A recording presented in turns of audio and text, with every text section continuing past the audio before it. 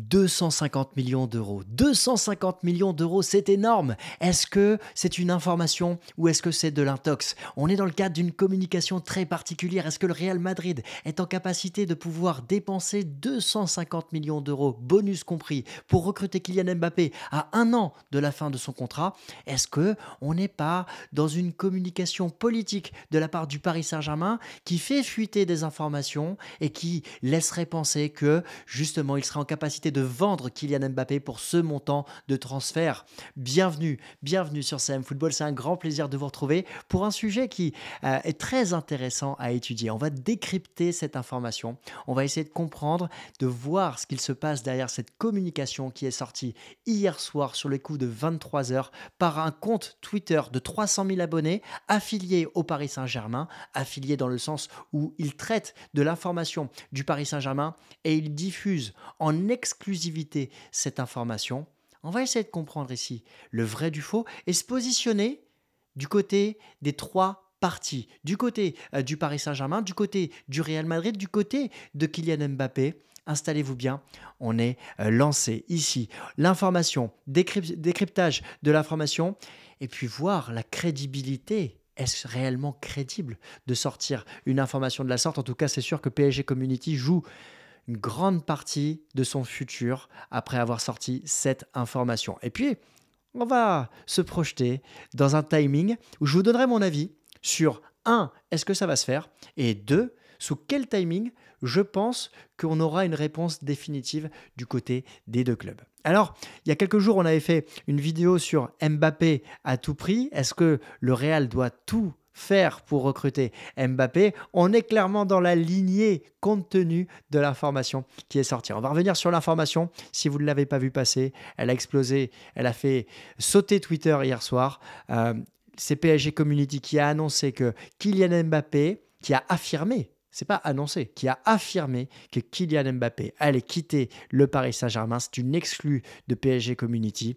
C'est terminé. L'attaquant va rejoindre le Real Madrid dès cet été. L'émir et Florentino Pérez se sont mis d'accord pour un transfert de 250 millions d'euros, dont 50 millions d'euros de bonus. Dans la foulée, il était à peu près 23 heures.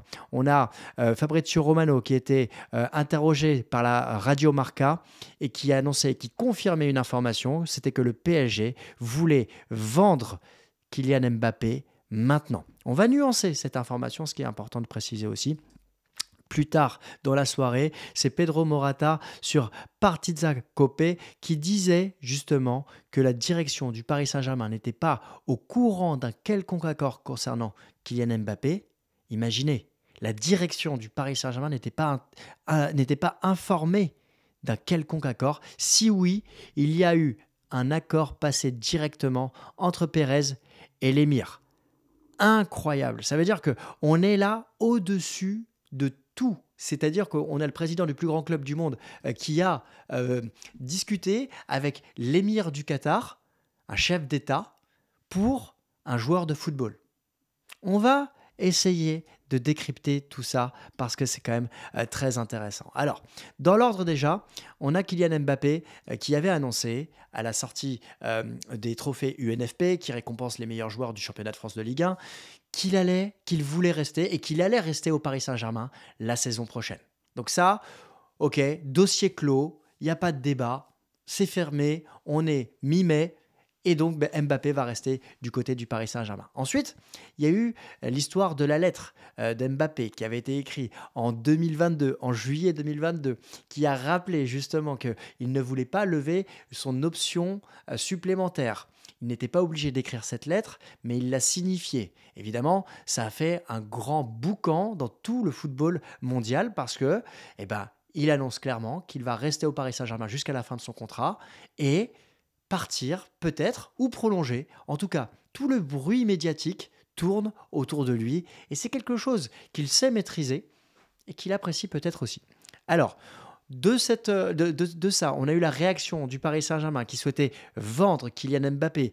Au début, les premières informations montraient que le PSG ne voulait pas le vendre au Real Madrid. Après, il a ouvert la porte au Real Madrid. Paris demandait 185 millions d'euros. Il semblerait hier, selon les informations qu'on a pu lire dans les différentes presses, que le Real Madrid aurait fait une offre à 120 millions d'euros. À suivre, on va voir. On a eu Kylian Mbappé ensuite qui s'est retrouvé en conférence de presse. Kylian Mbappé en conférence de presse avec l'équipe de France. Il a jeté, il a répondu, il a juste annoncé qu'il avait écrit une lettre et que ça ne tuait personne. Mais si on regarde son attitude et son aisance habituelle dans ses conférences de presse, on a senti plutôt un Kylian Mbappé gêné et moins à l'aise. À la suite du rassemblement de l'équipe de France, il y aurait eu une réunion mercredi qui a été mise en avant par différents comptes du Real Madrid et du Paris Saint-Germain, compte Twitter qui montrait justement une réunion de crise autour du cas Kylian Mbappé. Du côté du Real Madrid, qu'est-ce qu'on en pense ? Les informations qui en ressortent, c'est que Carlo Ancelotti sait que si Mbappé ne vient pas cette saison, il n'y aura pas d'autre possibilité d'avoir un grand joueur cette saison. Et ouais, qu'est-ce qui s'est passé du côté du Real Madrid en parallèle ? On a eu Karim Benzema qui est parti, qui a ouvert la porte au numéro 9, à un futur numéro 9. Dans cette brèche, se sont engouffrés différents pourparlers avec Kai Havertz, mais également Harry Kane. Les deux joueurs ont eu des discussions plutôt avancées avant que tout ne s'arrête. Au moment où Kylian Mbappé a annoncé qu'il ne prolongerait pas du côté du Paris Saint-Germain. Et là, on a appris que José Lu était arrivé et surtout, les mots de Pérez ont été très forts. Lui qui maîtrise très très bien sa communication a annoncé que le recrutement était terminé lorsqu'il signait des autographes et qu'il n'y aurait pas d'autres recrues cet été. En parallèle, toutes les personnes qui suivent le Real Madrid ont bien vu, et la Marca l'a annoncé, que le numéro 9 restait disponible parce que José Lu prenait le numéro 14. Si le numéro 9 reste disponible, ça veut dire qu'il y a une porte qui reste entrouverte pour Kylian Mbappé. Et évidemment, ça fait la joie de tous les journalistes, la joie de tous les médias et notre joie de créateurs de contenu parce que, évidemment, on est ici pour commenter et décrypter et vous donner un regard. Alors, dans tout ça, moi je pense on est dans un jeu de poker menteur. Chacun avance ses pions avec ses réseaux, avec ses comptes affiliés, avec ses canaux pour faire avancer le dossier. Et on va passer maintenant à la partie crédibilité. Parce que avant de rentrer dans la partie crédibilité, voilà ce qu'annonce le compte PSG Community. Selon nos informations, la vente de l'attaquant rapportera pas moins de 250 millions d'euros au PSG. Il s'agit d'une vente sèche de 200 millions d'euros, assortie d'un bonus de 50 millions d'euros, qui porte sur le nombre de matchs joués, ok, bon, et l'obtention du Ballon d'Or. 50 millions d'euros pour des bonus, dont le Ballon d'Or. On n'est pas sur des bonus qui sont difficiles à atteindre quand on pense au potentiel de Kylian Mbappé. Ce qui est intéressant, c'est que Kylian Mbappé avait réagi au message et à l'article du Parisien qui annonçait il y a quelques jours que Kylian Mbappé veut rejoindre le Real cet été. Il avait dit mensonge. En même temps, plus c'est gros, plus ça passe. J'ai déjà dit que je vais continuer la saison prochaine au PSG où je suis très heureux. Kylian Mbappé n'a pas pris le temps de démentir l'information. Il a même tweeté cette nuit lors de la draft NBA où Wembanyama a été drafté en position numéro 1 avec San Antonio.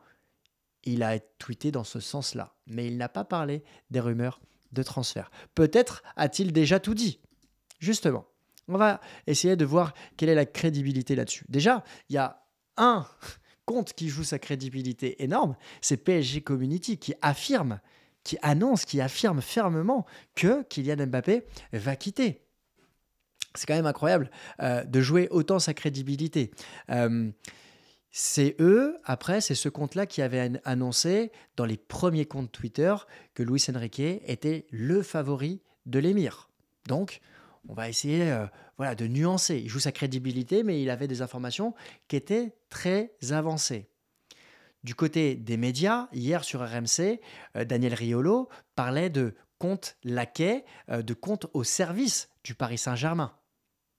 Donc, est-ce que ici, le Paris Saint-Germain n'est pas en train de faire fuiter des informations dans le but aussi d'avoir un storytelling qui montre que ce Paris Saint-Germain va vendre et va réaliser la plus grosse vente de l'histoire ? Est-ce qu'on n'est pas dans cette compréhension-là ? Dans l'article qui est cité de PSG Community, on apprend que le deal s'est réalisé entre Pérez et l'émir. Comment ce type d'information, entre deux personnalités aussi puissantes, peut-elle être sortie 24 heures après par un compte qui suit le Paris Saint-Germain? Il y a une importance ici sur la source. C'est peut-être vrai, c'est peut-être faux, mais c'est une information qui arrive aux oreilles d'un compte Twitter, mais qui n'est pas arrivé et qui n'a pas été confirmé ni par l'équipe, ni par RMC. Des comptes qui peuvent être discutables, je l'entends, mais qui sont généralement très bien informés sur le dossier Mbappé. Ça pose question. Alors, comment l'information a-t-elle pu fuiter? Après, on parle du montant.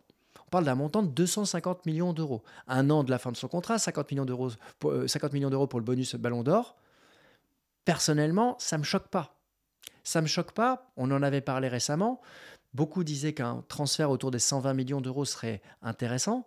Là, on est dans le cadre d'une pépite d'un joueur qui est hors norme.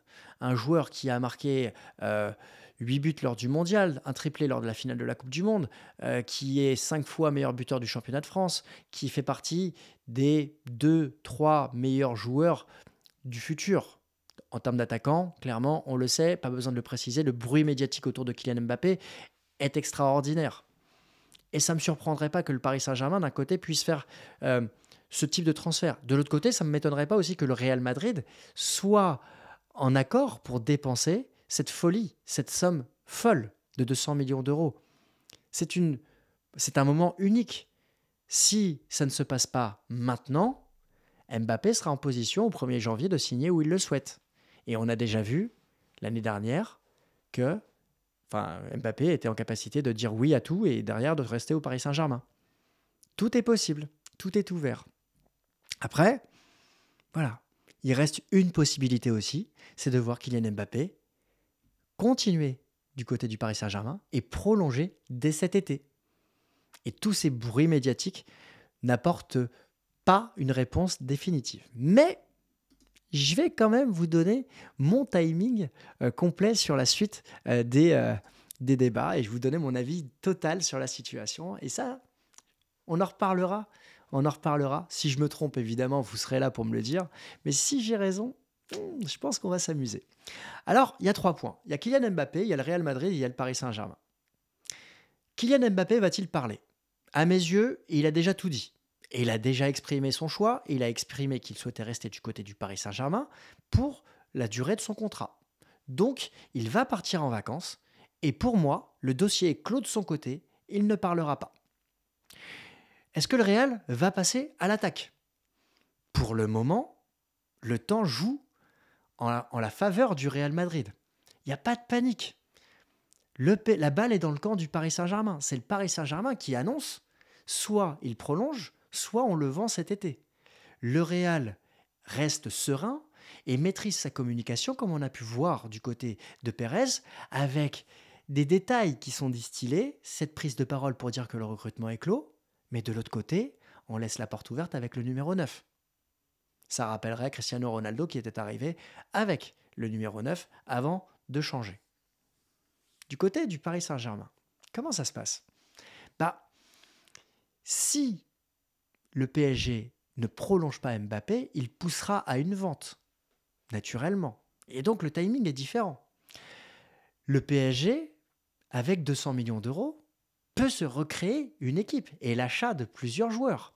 En libérant de la masse salariale du côté de Messi, en libérant de la masse salariale du côté d'Mbappé, en attendant peut-être de voir Neymar partir potentiellement, le PSG peut récupérer 200 millions d'euros et une masse salariale extraordinaire pour pouvoir aller recruter à différents postes.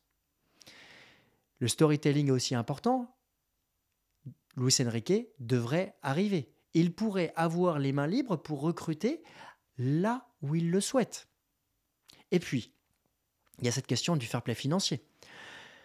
Le fair play financier, on sait que le Paris Saint-Germain n'a pas réellement de problème avec le FPF, mais on a un fair play financier ici qui serait réglé pour la saison prochaine. Pourquoi je vous dis la saison prochaine? Parce qu'à mes yeux, avant le 30 juin, il ne se passera rien. Il reste 9 jours, ça m'étonnerait qu'il se passe quelque chose. En revanche, si le PSG vend Mbappé pour 200 millions d'euros, plus 50 millions d'euros de bonus, à partir du 1er juillet, il serait en capacité de pouvoir inscrire dans son bilan la vente sèche et totale à 200 millions d'euros et de pouvoir recruter dans la foulée et d'amortir les transferts petit à petit, puisque on peut amortir les transferts selon les annuités. Et là, on aurait un PSG qui sortirait grandi de cette histoire, médiatiquement et économiquement. Donc, mon timing est le suivant. Je vois le Paris Saint-Germain dans un premier temps se séparer de Christophe Galtier, c'est un point important qui doit être validé. 2, je vois le Paris Saint-Germain valider l'arrivée de Luis Enrique et l'officialisation arrivera dans la foulée du départ de Christophe Galtier. Ensuite, le retour de l'entraînement est prévu le 4 juillet du côté du Paris Saint-Germain. On sait qu'Mbappé aura plus de vacances puisqu'il part maintenant. Du côté du Real Madrid, on a une tournée estivale aux États-Unis qui est prévue autour du 23 juillet. À mes yeux, si transfert il doit y avoir, et je pense qu'il y aura transfert par rapport à tout ce qu'on vient de lire et tout ce qu'on vient d'entendre, je ne vois pas Mbappé prolonger du côté du Paris Saint-Germain, donc je vois le Paris Saint-Germain le vendre. Je vois le Real répondre à cette demande et je vois le Real recruter Mbappé entre le 4 juillet et le 23 juillet pour pouvoir avoir Mbappé lors de sa tournée aux États-Unis et participer à toutes les opérations commerciales. Il sera temps plus tard de faire le point sur tactiquement si Mbappé peut venir du côté du Paris Saint-Germain, du Real Madrid par rapport à Vinicius. Quelle place, quel apport tactique, on le verra le moment venu. On verra les retombées économiques également. Mais voilà le timing pour moi, le dossier. À mes yeux, je n'ai pas d'infos, je vous donne mon regard. S'il doit se faire, il se fera entre le 4 juillet et le 23 juillet. N'hésitez pas à me dire en commentaire ce que vous avez pensé de ce timing. Est-ce que vous êtes d'accord avec moi? Est-ce que vous pensez que ça se fera? Est-ce que vous pensez que ça ne se fera pas? Je suis curieux d'avoir votre avis sur la question. J'attends de dire tout ça en commentaire. Je vous souhaite à tous une excellente journée, un très bon week-end. Et puis évidemment, s'il y a une très grosse info qui sort ce week-end, on se retrouvera avec grand plaisir. À très vite et bon week-end. Merci. Ciao.